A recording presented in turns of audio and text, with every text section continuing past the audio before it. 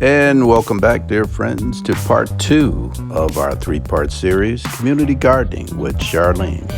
Okay, so bring me over here. These items right here are dwarf sunflowers that I'm pointing and looking at here. Hello, grasshopper. Yes, these are dwarf sunflowers. I had to pull some of them out because they were shading out some of the other crops that I wanted to grow. Like this squash. This is a scallopini squash, so they're going to be shaped like little spaceship when they're grown.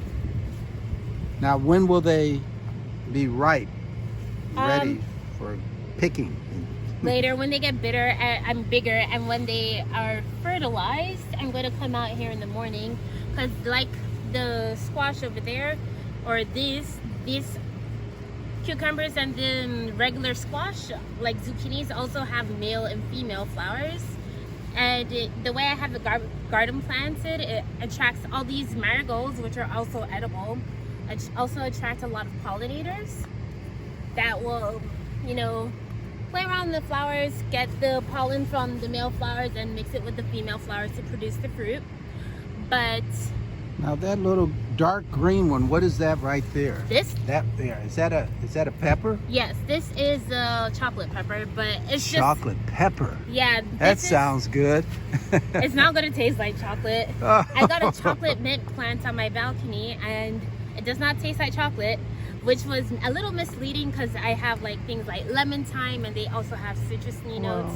Wait a minute. Now I see all of these wonderful things out here in the garden, and I just heard you say you have more on your balcony. Yeah. You are just maximizing or they're just wilting. All your space. Yeah. I have to get some stakes for this.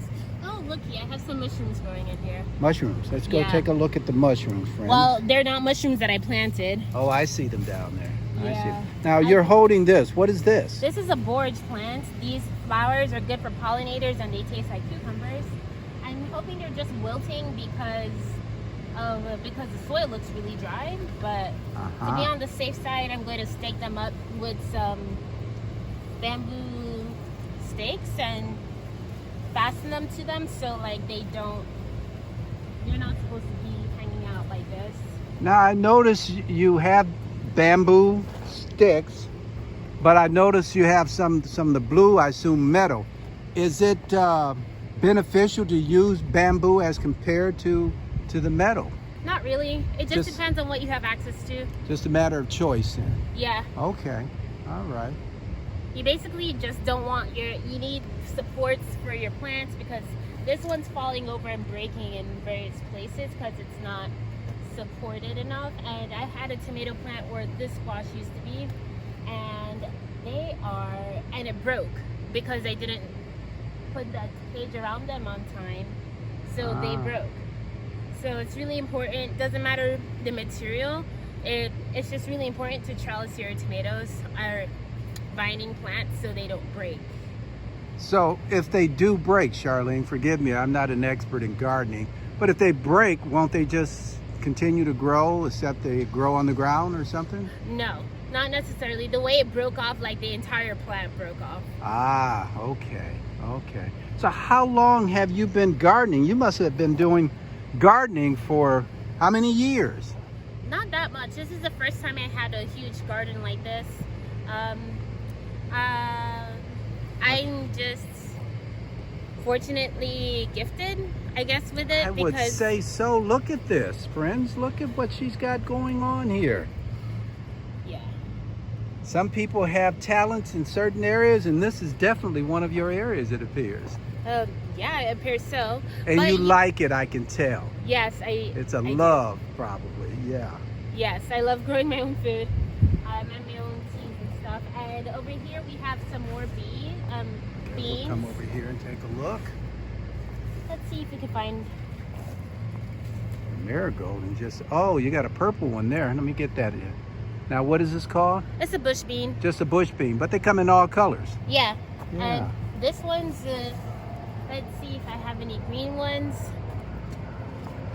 I don't know if there's any green ones at the moment.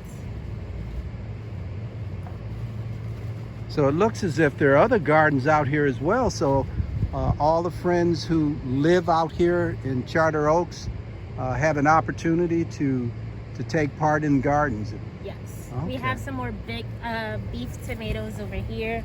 One of them is starting to ripen, so yay. Here we have nasturtiums. The leaves are edible, the flowers are edible, and when the flower heads form seeds, you could either use them as seeds the next year or pickle them like you would capers and eat them like that. Okay. Now this is a community garden, Yes. right? And so all the other neighbors, if they have a garden out there, you guys get out here and your garden. Well, thank you folks for joining us. That concludes part 2 of Is this this a great place Community for Gardening with conversation? Charlene, our 3-part series. Stay tuned for our 3rd and final episode coming to a YouTube station near you. Have a wonderful day.